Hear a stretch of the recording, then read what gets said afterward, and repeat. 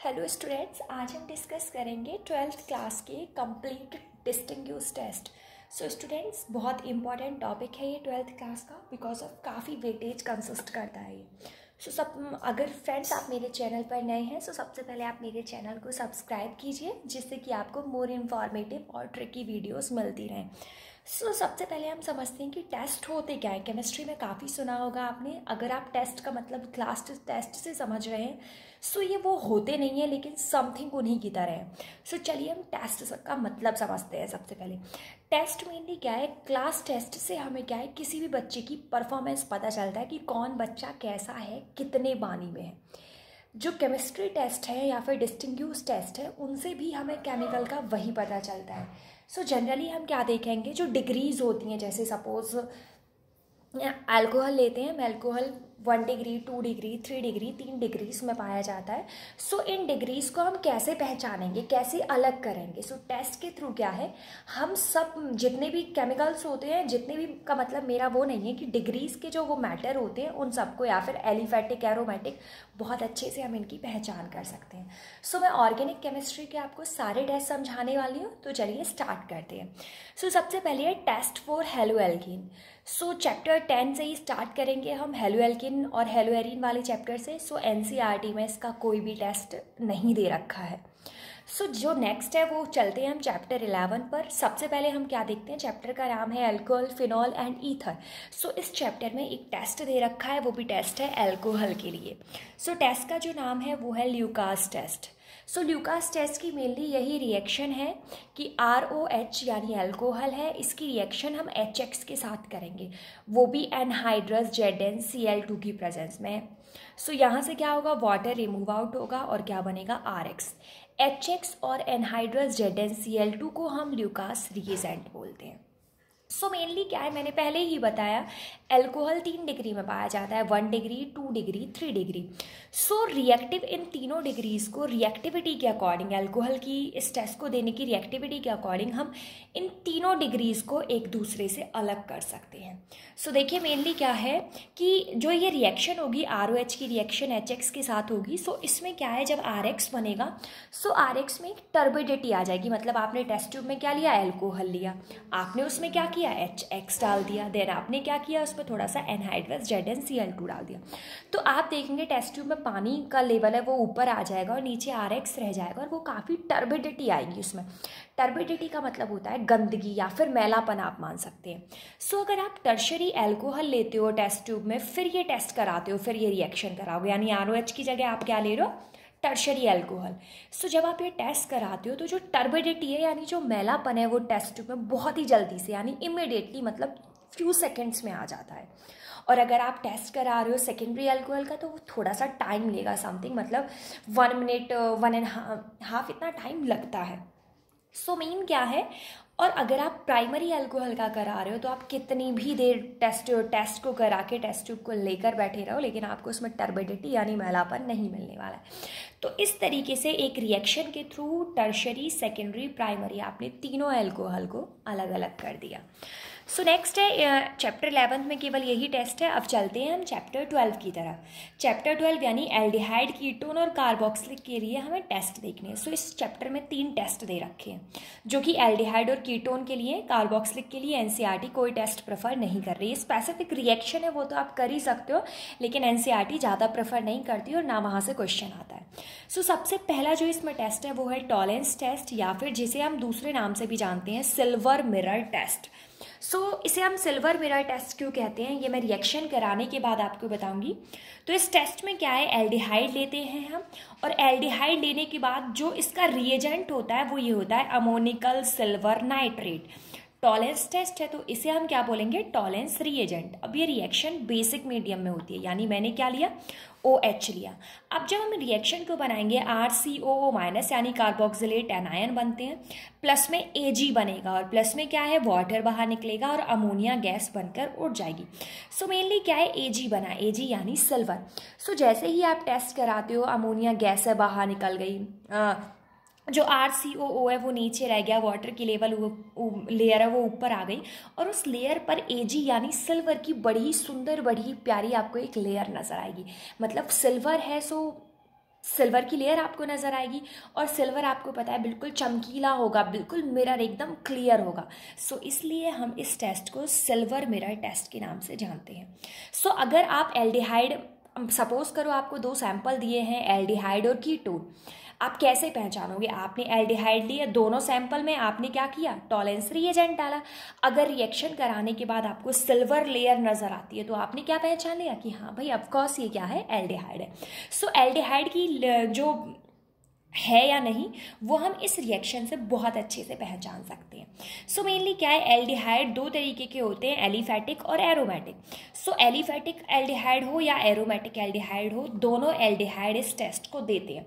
मतलब एलिफैटिक और एरोमेटिक में इस टेस्ट के थ्रू हम कोई अंतर नहीं बता सकते, केवल हम इतना पहचान सकते हैं कि ये एल्डिहाइड है, लेकिन हमें ये पता नहीं चलता कि कौन सा एल्डिहाइड है, एलिफैटिक है या एरोमेटिक है। नेक्स्ट टेस्ट है Fehling's test. Fehling's test mainly जो कराते हैं, अब बात करेंगे सबसे पहले हम फेलिंग्स रिएजेंट की। सो जैसे टॉलेंस रिएजेंट एक था, ammoniacal silver nitrate. Fehling's reagent दो होते हैं, सॉल्यूशन ए और सॉल्यूशन बी। सॉल्यूशन ए किसका होता है? कॉपर सल्फेट का। सॉल्यूशन बी होता है सोडियम पोटेशियम टार्ट्रेट, जिसे हम रोचील सॉल्ट के नाम से भी जानते हैं। अब इसमें क्या है, रिएक्शन देखते हैं इसकी। जैसा आपके को पता ही चल गया होगा कि कॉपर सल्फेट था, यानी कहीं ना कहीं कॉपर की प्रेजेंस है। तो इसमें हम क्या करेंगे, एल्डिहाइड की रिएक्शन कॉपर के साथ कराते हैं, वो भी बेसिक मीडियम में कराते हैं। सो मेनली क्या है, RCOO माइनस बनेगा, Cu2 पॉजिटिव और H2O बनेगा। जनरली क्या होगा, टेस्ट ट्यूब में जब आप कराओगे तो रेड ब्राउन PPT बनेगा। मतलब रेड ब्राउन कलर, जैसे ही आपने टेस्ट ट्यूब में एल्डिहाइड या कॉपर डाल रहे हैं, वो भी ऑक्सीडेशन नंबर आपको 2 पॉजिटिव ही रखना है, थोड़ा सा बेसिक मीडियम में रिएक्शन कराएंगे। सो रिएक्शन होने के बाद टेस्ट ट्यूब में आपको नीचे की तरफ रेड ब्राउन कलर का प्रेसिपिटेट नजर आएगा। अगर प्रेसिपिटेट बनता है तो आपने क्या पहचान लिया, एल्डिहाइड है। अदरवाइज आपको जो सैंपल दिया हुआ है वो एल्डिहाइड नहीं है। सो मैंने बताया था टॉलेंस टेस्ट की मदद से हम एलिफैटिक और एरोमेटिक एल्डिहाइड में अंतर नहीं बता सकते, लेकिन फेलिंग्स टेस्ट की मदद से हम ये कर सकते हैं। एलिफैटिक एल्डिहाइड फेलिंग्स टेस्ट को देगा, एरोमेटिक एल्डिहाइड इस टेस्ट को नहीं देगा। सो मतलब अगर आपको कोई भी सैंपल इस टेस्ट को दे रहा है तो आप क्या पहचान जाओगे कि ये क्या है, एलिफैटिक एल्डिहाइड है। मीन सपोज करो आपको कोई सैंपल दिया है, अब वो सैंपल हो सकता है एलिफैटिक एल्डिहाइड हो या एरोमेटिक एल्डिहाइड हो। सो मेन क्या है, इससे तो हमें केवल एलिफैटिक पता चलेगा, एरोमेटिक एल्डिहाइड तो पता नहीं चलेगा। सो सबसे पहले आप क्या करें, सबसे पहले टॉलेंस टेस्ट करा ले। टॉलेंस टेस्ट एलिफैटिक एरोमेटिक दोनों देते हैं, मतलब सैंपल से हमें पता चल जाएगा कि 100% जो हमें सैंपल दिया गया है वो किसका है, एल्डिहाइड का है।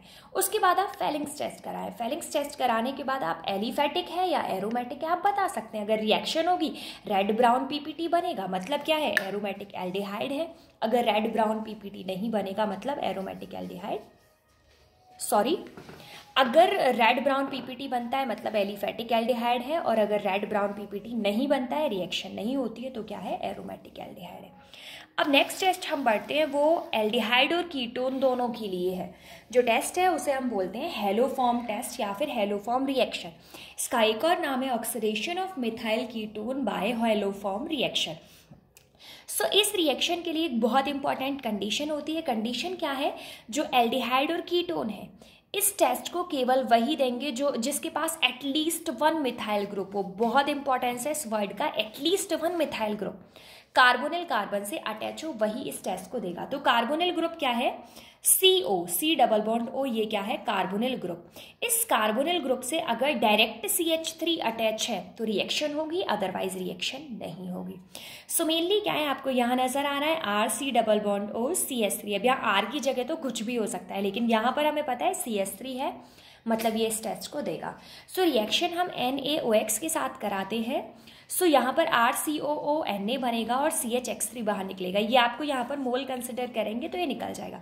सो आपको जनरली याद रखना है कि जहाँ पर ये CH3 है, ये CH3, एक मैं ट्रिक टाइप बता रही हूँ, जहाँ पर ये CH3 है, ये CH3 तो बाहर निकल जाएगा, और इस CH3 की जगह आप ONA अटैक कर देना। मैंने पहले ही समझा दिया था कि जिसके पास CH3 है केवल वही इस टेस्ट को देगा।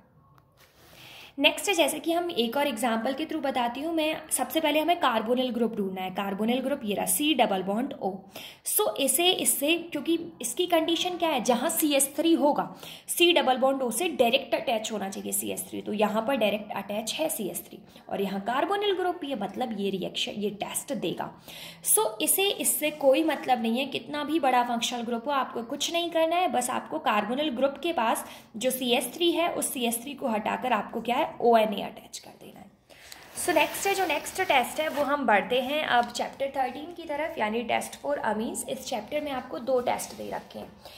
एक है आइसोसाइनाइड टेस्ट, इसका दूसरा नाम है कार्बिल अमीन टेस्ट। इसमें क्या है, आप अमीन ले रहे हैं, क्लोरोफॉर्म से रिएक्शन कराएंगे, बेसिक में कराएंगे, यानी आपको क्या करना है, एक टेस्ट ट्यूब में अमीन लेना है, क्लोरोफॉर्म गैस लेनी है और पोटेशियम हाइड्रोक्साइड डाल देना है।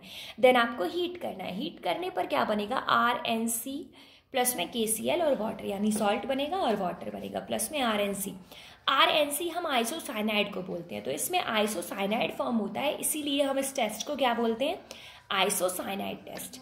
मेनली क्या है, ये टेस्ट केवल प्राइमरी अमीन शो करते हैं, सेकेंडरी और टर्शरी अमीन इस टेस्ट को शो नहीं करते।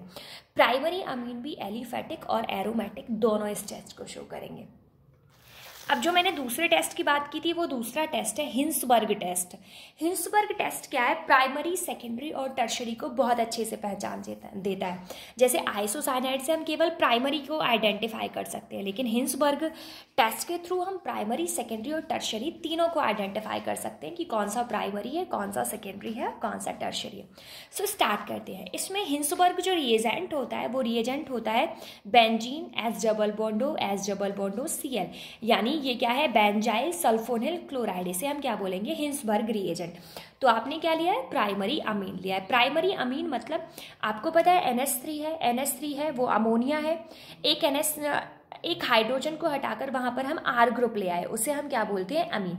अगर एक R ग्रुप लगा हुआ है तो वो क्या है, प्राइमरी अमीन। हमने हिंसबर्ग रिएजेंट लिखा, सो यहाँ से H, यहाँ से Cl बाहर निकल गया, बाद बाकी डायरेक्ट अटैच हो गया। बेंजीन H डबल बॉन्डो देन यहाँ से NH C2H5 भी हमने अटैच कर दिया। अब आप यहाँ पर देख रहे हैं, बहुत इंपॉर्टेंट पॉइंट है इस टेस्ट का, NH, N के पास क्या है, एक H है, यानी एक हाइड्रोजन है। जिसके भी पास हाइड्रोजन, अब ये अपने हाइड्रोजन को डोनेट कर सकता है। सो जिसके भी पास हाइड्रोजन को डोनेट करने की कैपेबिलिटी होती है उसे हम क्या बोलते हैं, एसिड। सो जब ये एसिड है तो हम इसे बेस में डिसॉल्व करेंगे, तो ये सिंपल सी बात है, बेस में डिसॉल्व हो जाएगा, क्योंकि एसिड बेस डिसॉल्व हो जाते हैं। ठीक है। सो अगर वो मीन क्या है, आपने अमीन की रिएक्शन कराई और रिएक्शन कराने के बाद क्या है, जो भी सॉल्यूशन बना उसे अगर आप बेस में डालते हैं और अगर वो बेस में डिसॉल्व हो जाता है तो मतलब क्या है, वो प्राइमरी अमीन है। अब क्या है, यहाँ पर हिंसबर्ग रिएजेंट है, यहाँ पर सॉरी फॉर द मिस्टेक, यहाँ पर मैंने पहले गलती से H लिखा हुआ था।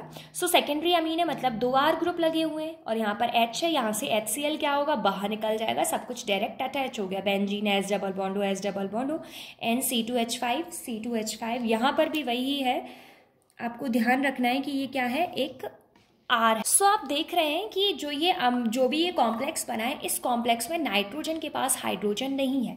सो हाइड्रोजन नहीं है मतलब ये एसिड की तरह बिहेव नहीं करेगा, और अगर ये एसिड की तरह बिहेव नहीं करेगा तो ये एल्कली में डिसॉल्व नहीं होगा, यानी इंसॉल्युबल होगा बेस में। नेक्स्ट है, हम टर्शरी अमीन देखते हैं, तो उसके पास एक भी हाइड्रोजन नहीं होता है, जबकि हमने रिएक्शन में क्या देखा है, HCl बाहर निकलना है। जब H ही नहीं है तो ये टेस्ट होगा नहीं। मतलब क्या है, प्राइमरी, सेकेंडरी और टर्शरी को मैं एक बार बताती हूँ कैसे आइडेंटिफाई करेंगे।